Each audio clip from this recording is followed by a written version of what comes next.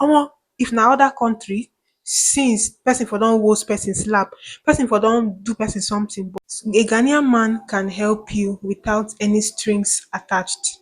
They can be nice to you as a lady without thinking of anything attached to it. I was shocked, like, what? You guys don't like money here at all, oh, because if it's in my country, sharp, sharp, sharp, sharp, sharp, sharp, sharp, sharp. Hey guys, hey people, you're welcome back to my channel. If it's your first time of seeing this amazing face, please don't make it your last by liking and subscribing. And if you're a returning subscriber, thank you so much for always coming back. I'm so, so, so grateful. Yes, I am. I am. So, if you're wondering where I am in a kitchen. I'm cooking, I'm making food. So today we are going to be talking about some of my unpopular opinions about Ghana and Ghanaians. Yes, I just got the idea just now and I was like, why not? Let's film it. Let's do something. Let's post something. So that's why. So disclaimer before we start, please, we are just here to have fun. I'm just here to have fun. Like as you can see, I am not in my office today. I'm just filming in my kitchen, just having fun. Please, no one should come for me in the comment section. Please, I'm begging now. I don't want to see any offensive comment in the comment section. We are just having fun here. I'm not making fun of anyone. So let's get right into the video. The first point is that Ghanaians are so obsessed with Nigerians. Yes, wait, let me explain what I mean. Let me explain before you start firing me. So, for instance, if you are a Nigerian and you have something to say about Ghanaians, they will be so fast to come to your comment or to come to the video and watch. If you think I'm lying, go and search, maybe go to YouTube and search um hear what this person says about Ghanaians, or when they say this is what this person had to say about Ghanaians, you will see a lot of views there. That's, and if you check those views, majority of them are Ghanaians. They are, I can say they are very patriotic. They are patriotic citizens of their country because anywhere they see anything about their country, they are there to watch, they are there to hear you out, and they are there to make sure that you are saying the right thing. If you think I'm lying, go to my comment section on on any video. Go to my comment section, you see how they will correct you. If you are not right, they will tell you, okay, this thing you said is not, it's not correct, this is not right. Some of them will tell you, they will be telling you the histories about their country. So that's how they are. They will tell you the histories about things you don't even know. You don't want to know what I've learned from my comment section. So if you're always commenting on my comment section, please continue. I learned a lot from that place. There are some things I will say and they will be like, this is not how it is. This. So that's how they are. They are very patriotic citizens of their country. Even if the person is living abroad, the person will always want to watch a video talking about their country. They want to know what you as a Nigerian especially have to say about their country. So they are very patriotic citizens of their country and they are so interested and invested in what you have to say as a Nigerian. Me self, I'm a Nigerian, but if someone picks a mic now and talk about my country, I don't think I'll be interested to watch because I already know my country. I don't need to hear it from any other person. But a Ghanaian, once they see any video about their country, they are very fast to tap that video and know what that person is saying about their country. Yeah. So guys, I had to put my mic here because I told you I'm cooking, so and my food is almost ready. I have to um peel this before it's time. Guys, what do you call this in Ghana? What do you call it? I call it sweet potatoes in English, but what do you call it in Ghana language? This is a lifesaver, by the way.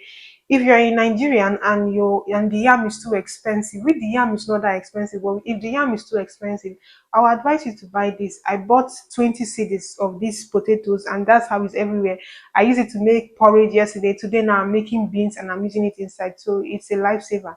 So the next point is that their policemen, their immigration people, they are just like presidents here. Wait, let me explain. They are just like presidents here. Why I say so is that, especially as a foreigner, you have to be diplomatic when dealing with them. You have to be nice to them. You have to calm down and talk to them nicely. I have met some, and I'm going to be giving you some backstory about it. You have to be nice to them. If not, they can make your life a living hell. Yeah. So let me give you an example. Immigration has come to my house like I think twice. Yes, twice. So the first time they came to my house, I was with my husband and my daughter. We live alone. So they came to our house, knocked, and we opened the door. So when we opened the door, they said, "Who is in this house? Do you have boys in this house?" Blah, blah, blah. I said, "No, sir. I live alone with my husband." My husband later came to answer them. So, and that day, there was a friend of mine or a neighbor of mine was inside the same house with me. She was came to my house to like, so I can do her makeup for her. She's my friend.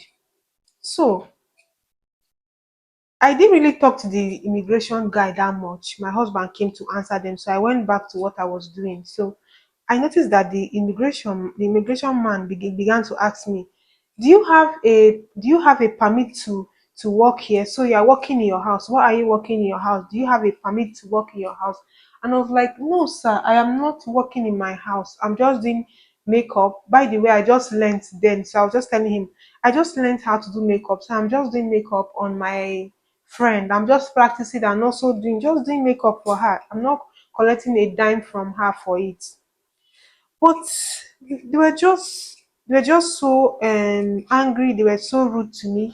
So it was later on my husband now told me that it's because they felt I was giving them an attitude. And I was not giving them an attitude. I was just minding my business, thinking that okay, if I'm minding my business, I'll be safe. But guys, that day I learned to be nice to them. So when I see them anywhere, I'm always nice. Because the guy was like, you have to get a permit to work in your house, you have to get a permit to do this, you're not supposed to do this in your house. And I was shocked, like, what do you mean? I am not working in my house. I was just doing something nice for a friend. So that's what I learned. You have to treat them like presidents, you have to treat them nicely. So anywhere I see them, I'm like, "Good morning, sir. Good morning, ma." I'm always nice to them because I don't want to get into trouble with them. So even if I am not at fault, I make sure I am nice to them. So if you're a foreigner, you're planning to come here, please be nice to the policemen, the immigration. If they ask you questions, just tell them directly. You don't need to beat around the bush because they also hate lies. Don't lie to them. Tell them the way it is, truth. And also, if you see them on the road, and they ask you, maybe they say bosu, anything for the guys, please just look for something and give to them, and they will respect you. Next time, if you are passing that road, they'll be like bosu, they'll greet you. Always try to find there something once in a while. So that's what I've learned. If you are passing, if my husband is driving, he has to have money in his pocket just to like appreciate them, like anything for the guys, you just give them to drink, to buy something nice for themselves. So the next point is that Ghanaians are nice. Wait, let me explain. Especially the men. I said, especially the men. A Ghanaian man can help you without any strings attached. They can be nice to you as a lady without thinking of anything attached to it. That has happened to me so many times. Okay. The other day, I was going to the market and I was walking to the junction to get a taxi going to the market, and I saw a tricycle. What did they call it? Pragia. Pragia. I saw him on the street. He was just going, and I was like, "Junction, are you going to the junction?" And he just stopped, and he was like, "I'm going to the junction." I said, "Okay, please, drop me at the junction." So he dropped me at the junction and I brought out money. I was like, "How much? How much?" And he was like, "No, I'm not working. I'm not working right now, so I'm not going to collect money." And I was shocked, like, "What? You guys don't like money here at all, oh, because if it's in my country, sharp, sharp, sharp, sharp, sharp, sharp, sharp, sharp, they will tell you how much. You see, they will collect the money from you because he's a business person. This guy is driving a Pragia. He's a business person." So I was shocked. I was just like, "This is so nice." This is how my mouth was open. And the guy was like, "What? Why are you looking at me?" I'm like, "You're not collecting money for carrying me down to this place. You know how far it was." He didn't collect money from me. So the men are nice to me. I'll say so. Some of the women are nice, but the men are special nice. Like the men are nice. I know how many times I'll be going because from my house to the junction is a bit far. I know how many times I'll be going out and somebody will just stop his car and say, "Let me give you a ride. This sun is too hot. Let me just give you a ride." And it's not like the person is asking you that you should come and sleep with the person or you should come and follow the person, you should come and date the person. No, they just want to have meaningful discussions with you. Like me, for instance, they just want to have discussion. They'll just ask me, why are you here? Why did you come here? Like, what was the reason why you came here? I say, okay, I'm here with my husband. I live with my husband. When I say I have a kid, they'll be like, wow, you have a kid. You don't look like you have a kid. Blah blah blah blah. That's how we just talk and laugh, laugh, laugh, laugh. At the end, I will drop at the junction, and they will keep going where they are going. So their men are nice. Their women are nice. Some of them, and guess what? I just joined a unit in my church, so now I'm very active. I don't miss church anymore. I go to the church. Some of you advised me in the comment section when I complained about getting a Ghanaian friend, blah blah blah blah. So now I joined a church fully. I even joined a unit. So now I'm a proud unit member in my church. So you can't believe how that joining that unit has made me meet so many nice Ghanaians and also Nigerians. Like I don't feel alone anymore. I feel like I have a community. I was shocked to see the amount of Nigerians that are in my church and the amount of Ghanaians that are in my church. And I just feel like I have a lot of love and family love around me. So I don't feel alone anymore. I don't feel alone anymore. Yeah, so that's the update, guys. So they are nice. My beans is almost ready, but let's wrap this video up. The next point is that Ghanaians hardly engage in physical fights. I can tell you that since I came to this Ghana, I hardly see any Ghanaian fighting anywhere. The only thing that they used to do is that they can argue. They can argue. If they're arguing today, you think that they are fighting. They are not fighting.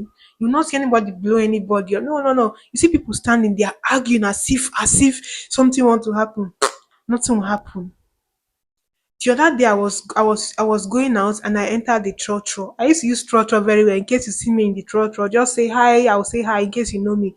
I use trotro very well. Yeah. So I was going out that day and I saw a mate. By mate, I mean, in case you are not a Ghanaian, I mean conductor.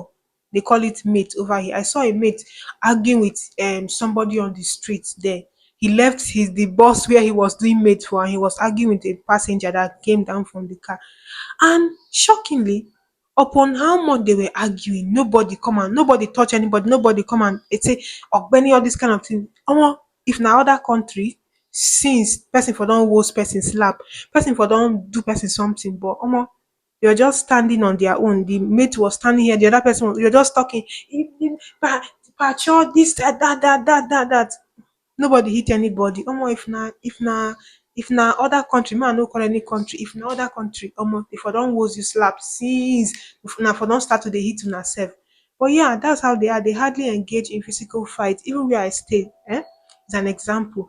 I live with Ghanaians, I live with Liberians, and I must tell you for the fact that I have never seen Ghanaians quarreling in my compound. These people, they are not mad at all. They don't know how to be mad at all. See, in my compound, people who quarrel the most is Nigerians and Liberians. But you see, Ghanaians, you can never see them quarreling. They are very together. They like their self. They are very together. You can't see them fighting with their self. Even if they are living together with each other, you hardly see them saying, this one, do me this one, this one. No, they are always arguing but not fighting. You don't see them fighting, but they can argue. And their argument, when you go and check it very well, sometimes people will be arguing in my compound. I'll ask my husband, who is fighting? My husband will say, which fight? They are not fighting, they are just arguing because my husband used to hear some of their language. You say, they are not fighting, they are just arguing. And I'll be like, wow. Because I was wondering, I never hear anybody, they woes anybody. So that's one thing about them. They hardly engage in physical fights. You can't catch them. The last but not the least point is that Ghanaians know how to mind their business like it's nobody's business. They can be in the compound where they are living with other people and something can be happening in the compound and they won't come out. Just yesterday, people were having some quarrel downstairs outside. Can you believe that they didn't come out? They know how to mind their business, especially if it's a foreigner. They might not come out, they will just mind their business. So let me give you an example. There's this person neighbor I have that she has a crazy boyfriend. I hope she doesn't watch this. She has a crazy boyfriend that always comes to the house drunk and harass her, do this blah blah blah blah. And funny enough, when the guy has been beating her, you will never see them come out to come and say sorry, this, that. They never came. But the other day, the guy almost threw her down from the stairs. I don't want her to hear me.